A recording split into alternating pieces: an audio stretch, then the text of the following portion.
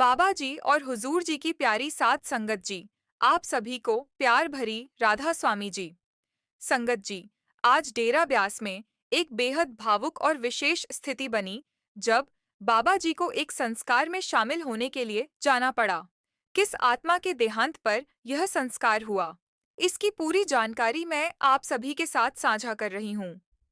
बाबा जी ने बहुत करुण भाव से फरमाया कि मैं संस्कार पूरा होने के बाद ही मुंबई जाऊंगा। उसी दौरान हुजूर जी से बात करते हुए बाबा जी ने बड़े प्रेम से कहा, भाई तू पहले चला जा, मैं बाद में आ रहा हूँ। आज डेरा में दो दो बड़ी कृपा के दृश्य देखने को मिले। बाबा जी ने अपनी दया बरसाई और आज मौज भी दो बार वितरित हुई।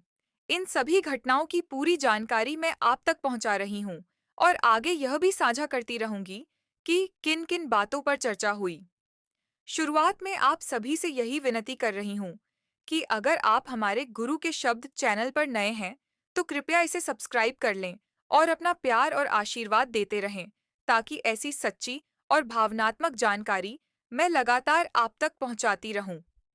मैं आप सभी से विनम्र निवेदन कर रही हूं कि सब्सक्राइब करके बेल आइकन में ऑल पर जरूर क्लिक कर दीजिए, ताकि हमारी आने वाली हर नई वीडियो समय पर आप तक पहुंचती रहे। वीडियो को लाइक करना ना भूलिए और कमेंट में प्यार से राधा स्वामी जी अवश्य लिख दीजिए। संगत जी, डेरा ब्यास में किसी साधारण व्यक्ति का नहीं, बल्कि एक विशेष आत्मा का देहांत हुआ है। दरअसल स्वर्गीय रघुवीर सिंह जी, जो पहले ट्रांसपोर्ट मिनिस्टर रह चुके थे और बाबा जी के घनिष्ठ मित्र भी रहे हैं, आज सुबह ब्यास में उनका निधन हो गया। उन्हें ब्यास में क्वार्टर भी मिला हुआ था और उन्होंने बाबा जी से नामदान भी ले रखा था। वे अक्सर बाबा जी के सत्संगों में उपस्थित दिखाई दिया करते थे। पहले बाबा जी का कार्यक्रम दोपहर में जाने का था, लेकिन संस्कार का समय शाम लगभग 6:30 तय हुआ। इसलिए बाबा जी ने संस्कार के बाद ही मुंबई के लिए निकलने का निर्णय लिया। हुजूर जी भी संस्कार में शामिल होने वाले हैं और बाबा जी स्वयं भी संस्कार पर जाएंगे, क्योंकि रघुवीर सिंह जी बाबा जी के बहुत करीब रहे हैं।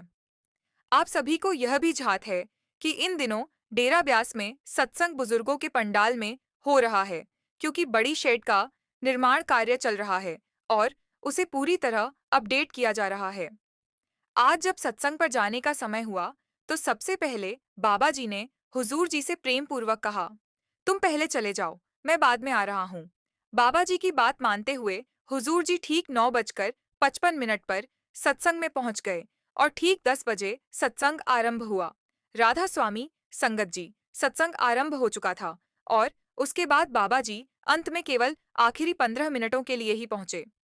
आज हुजूर जी पूरे समय सत्संग में विराजमान रहे और उन्होंने संपूर्ण संगत पर अपनी करुणामयी दृष्टि डाली। जब हुजूर जी मंच पर आए, तो सबसे पहले उन्होंने प्रेम भरी नजर से संगत को निहारा और उसके बाद पूरे मनोयोग से सत्संग को सुना। सच कहूं तो किसी को यह अपेक्षा नहीं थी कि बाबा जी आएंगे, लेकिन जैसे ही अंतिम 15 मिनटों में बाबा जी पधारे, पंडाल में बैठी पूरी संगत के मन आनंद से भर गए। बाबा जी की इस कृपा से वातावरण ही बदल गया।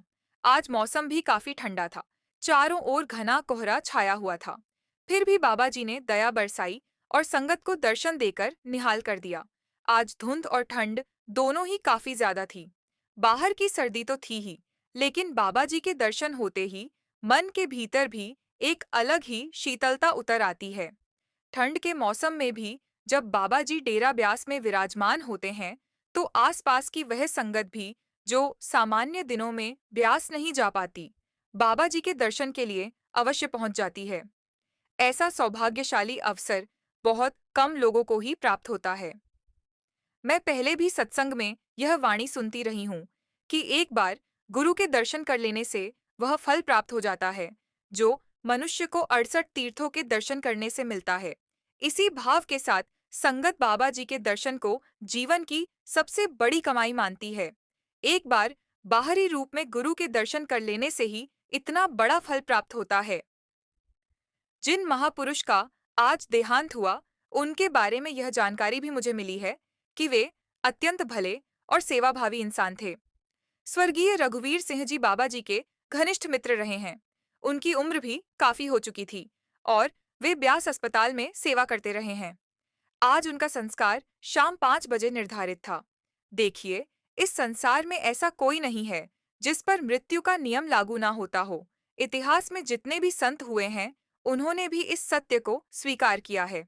कई बार परिवारजन रोते हुए कहते हैं कि हमारे घर में किसी अपने की मृत्यु हो गई, कृपा कीजिए कि यह पीड़ा दोबारा ना आए। लेकिन सच्चाई यह है कि यदि ऐसा कोई परिवार ढूंढने निकलें जहां आज तक मृत्यु ना हुई हो, तो पूरी दुनिया में ऐसा एक भी घर नहीं मिलेगा। मृत्यु अटल सत्य है, परंतु असली प्रश्न यह है कि मृत्यु वास्तव में है क्या? एक मृत्यु वह भी है जिसे हम जीते जी मरना कहते हैं, क्योंकि सच्चा परमार्थ इसी जीवित अवस्था में मृत्यु को स्वीकार करने पर निर्भर करता है। नानक जीवतिया मरिये ऐसा जोगु कमाइये, यही जीवित मृत्यु है जिसमें हमें मालिक से सच्चा मिलाप प्राप्त होता है। संगत जी, अब जरा इस बात को गहराई से समझिए। बाबा जी अपने सत्संगों में बार बार समझाते रहे हैं कि तन स्थिर, मन स्थिर। जब तन स्थिर हो जाता है, तब हम अपनी इंद्रियों को 9 द्वारों से समेटकर 10वें द्वार की ओर ले जाते हैं और उसी अवस्था में हमारा जीते जी मरना सार्थक होता है। आजकल कई इंस्टाग्राम चैनल और अलग-अलग प्लेटफॉर्म्स ऐसे हैं जो सत्संग की पूरी वीडियो से छोटे-छोटे अंश काटकर अपने पेजों पर डाल देते हैं। वही क्लिप्स धीरे-धीरे वायरल होने लगती हैं।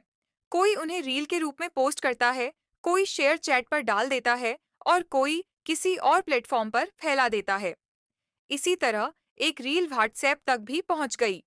जब वह रील पहली बार उसी व्यक्ति के सामने आई, तो उसने सोचा कि शायद यह किसी और का सवाल होगा और उसने उसे नजरअंदाज कर दिया। लेकिन जब ध्यान से आवाज सुनी, तो भीतर से एहसास हुआ कि यह तो मेरी ही आवाज है और यह हर तरफ फैल चुकी है। उस समय बात यहीं तक दब गई, लेकिन एक दिन उसी के गांव के एक व्यक्ति ने वो रील सुनी। उसने उस रील को बार बार सुना और मन ही मन सोचता रहा कि यह आवाज आखिर किसकी है। जब उसने बहुत ध्यान से सुना, तो वह चौंक कर कह उठा, यह तो हमारी ही आवाज लगती है। राधा स्वामी संगत जी।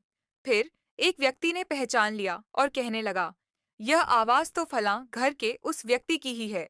उसने यह रील किसी और परिचित को भी भेजी। फिर 2-4 लोगों से पूछने लगा, भाई जरा यह आवाज सुनो। जब उसने अपने भाइयों को यह रील भेजी, तो उन्होंने भी ध्यान से सुना। पहले उन्हें समझ नहीं आया, पर थोड़ी देर बाद उन्होंने कहा, अरे यह तो फलां के बेटे की आवाज लग रही है। बस यही बात धीरे धीरे पूरे गांव में फैल गई कि यह वही भाई है जो बाबा जी से बात करके आया था। यह सुनकर बाबा जी भी बहुत प्रसन्न हुए और उसके बाद वो वीडियो और ज्यादा वायरल होने लगी। फिर आसपास के जितने भी इलाके थे, जहां जहां उसे लोग जानते थे, वहां तक यह बात पहुंच गई। संगत जी, यह बात आग की तरह फैल गई और आज किसी न किसी माध्यम से वह संदेश उस व्यक्ति तक भी पहुंच ही गया। सच यही है कि मालिक कब किस पर दया कर दे और किस सेवक को किस तरह अपनी कृपा से सारी दुनिया में प्रसिद्ध कर दे, यह सब हमारे सद्गुरु की मर्जी पर ही निर्भर करता है।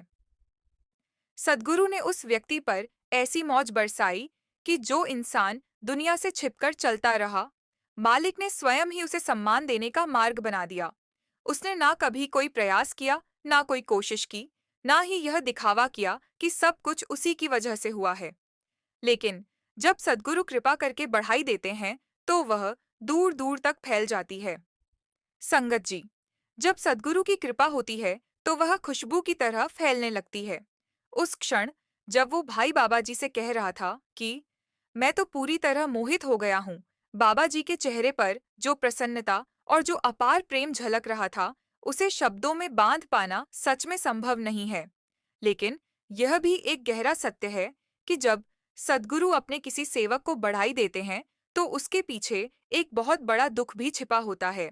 वो दुख होता है बिछोह का, विरह का।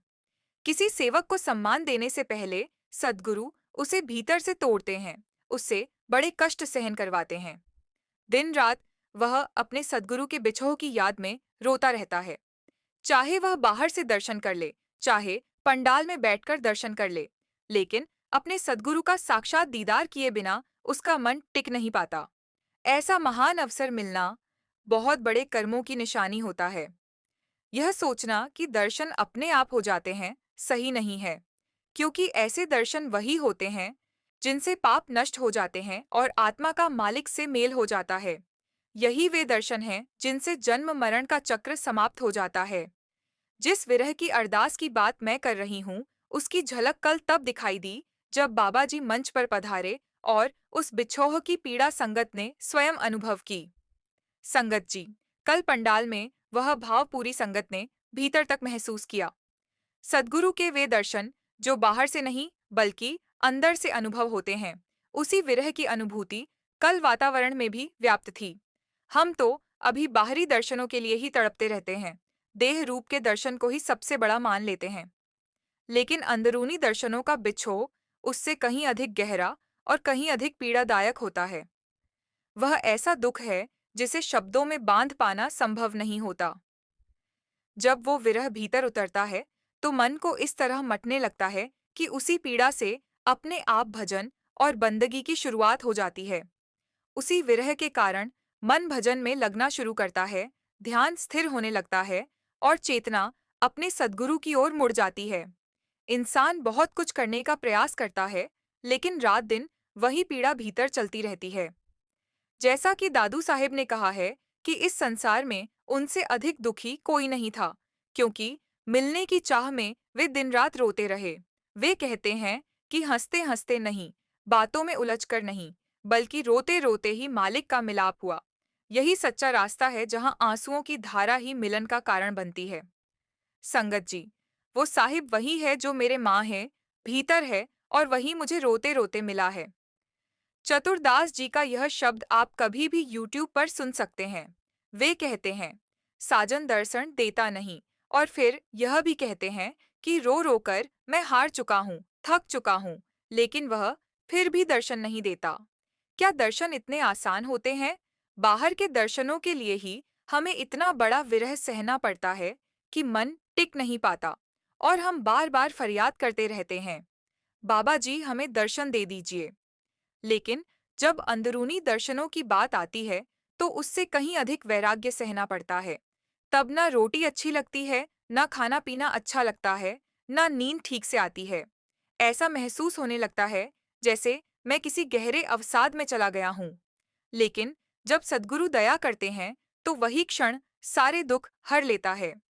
बुल्ले शाह जी ने भी कहा है कि दुख समुद्र पार चले जाते हैं और दिल अपने माही की ओर लपकता है।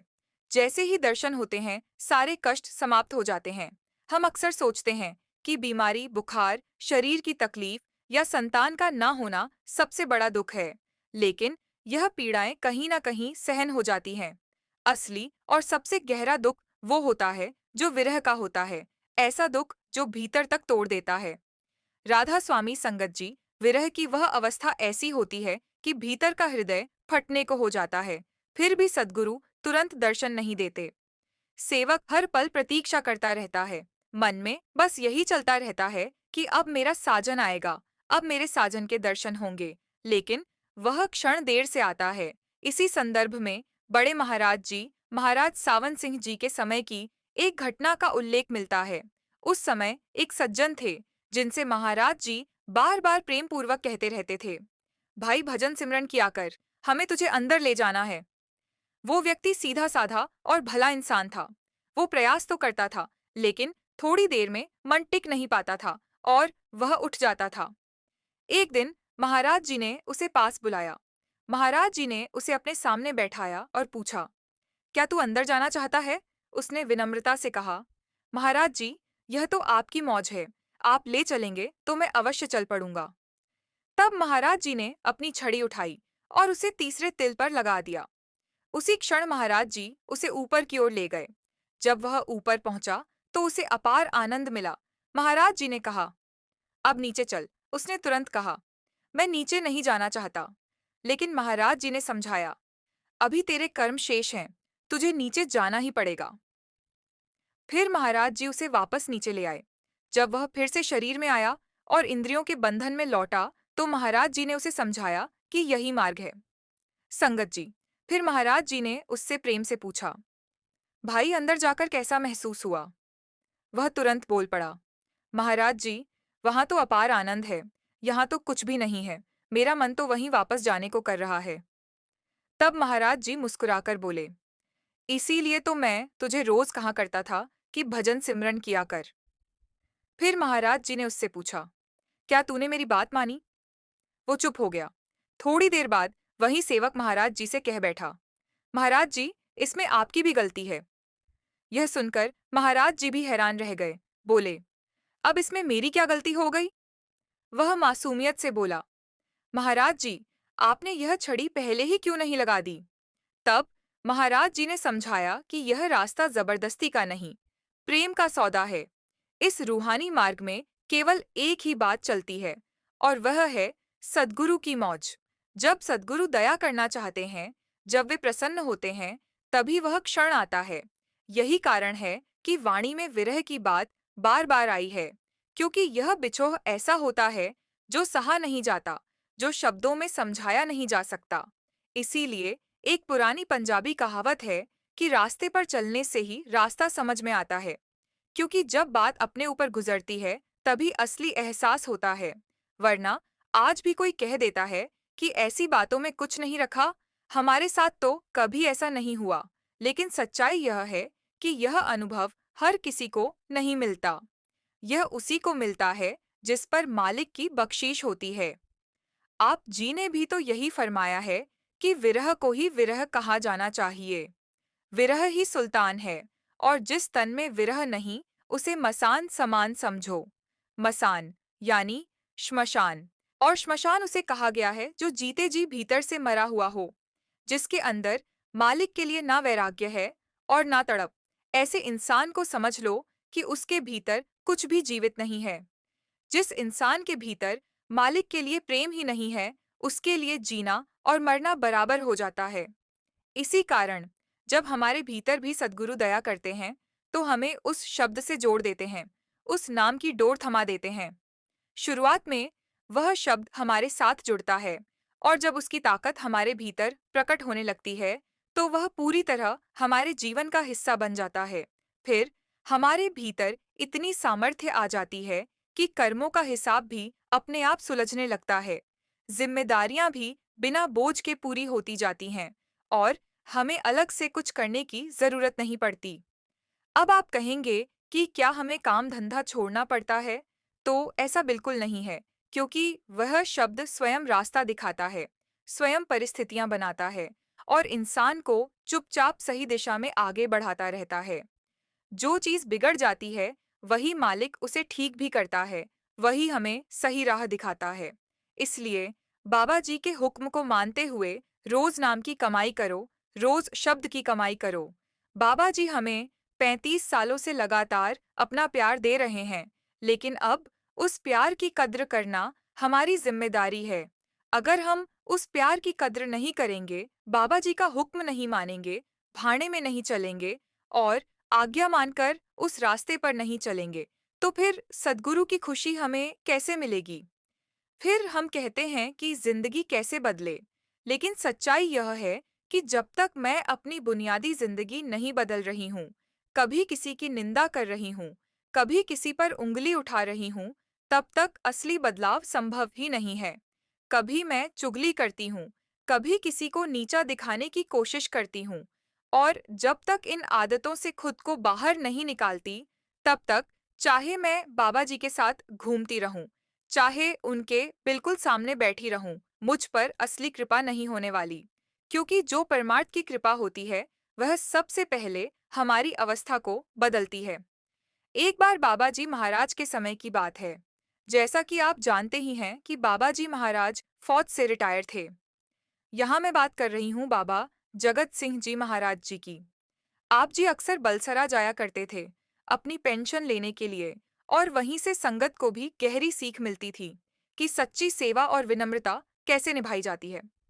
उस समय बाबा जी महाराज संगत के लिए बलसरा जाते थे। उस समय पूरा डेरा बिल्कुल छोटा था, बस एक छोटा सा कमरा था, और वहीं बाबा जी महाराज भक्ति करते थे। उसी कमरे में बैठकर बाबा जी अपना सत्संग भी करते थे। उस समय सत्संग का तरीका भी बहुत सरल था। पहले के समय में अंदर की बातें सामान्य साधक ही समझ पाते थे। क्योंकि उस समय ना तो सोशल मीडिया था, ना ही अन्य कोई तकनीकी चीजें, और जो कुछ समझाया जाता था साधक उसे आसानी से ग्रहण कर लेते थे। अब जमाना बदल गया है, पढ़ाई और दिमाग ज्यादा चलने लगा है, लोग सत्संग की गहराई को सहजता से ग्रहण नहीं कर पाते। बाबा जी महाराज जब बलसरा जा रहे थे, उस समय एक सच्चा सेवक उनके पीछे जबरदस्ती आ गया और बार बार कहने लगा, भाई मेरा पर्दा खोलो, मेरा पर्दा खोलो। तब बाबा जी महाराज ने उसे समझाया, अरे भला मानस, अभी तेरे पास इतनी शक्ति नहीं है कि अंदर जाकर शब्द को खोल सके। उस समय अगर मान लो कि 2000 लोग सत्संग सुन रहे थे, तो उनमें से लगभग 1500 का शब्द खुलता था, बाकी अभी तैयारी कर रहे थे। यह कहानी इस बात की गवाही देती है कि सत्संग की गहराई अनुभव करने के लिए धैर्य, भक्ति और गुरु की कृपा सबसे महत्वपूर्ण होती है। उस समय जब वह सेवक बाबाजी महाराज के पीछे लगातार कह रहा था, मेरा पर्दा खोलो, तब बाबा जी ने उसे समझाया। दूसरी बार भी वही बात उसने दोहराई। तीसरी बार जब बाबा जी ने उस पर दया दिखाई, तो अंदर ही अंदर उसके भीतर बिजली जैसी अनुभूति हुई, इतनी कि वह सहज नहीं रह पाया और अचानक जमीन पर गिर पड़ा। वह फड़फड़ाते हुए, रोते हुए कहने लगा, मुझे बाहर निकाल दीजिए, मैं अब कभी ऐसा नहीं करूंगा, और माफी मांगने लगा। हालांकि बाबा जी महाराज ने उसे दया से संभाल लिया। देखिए, अंदर जो कुछ भी था उसे शब्दों में बयां करना संभव नहीं है।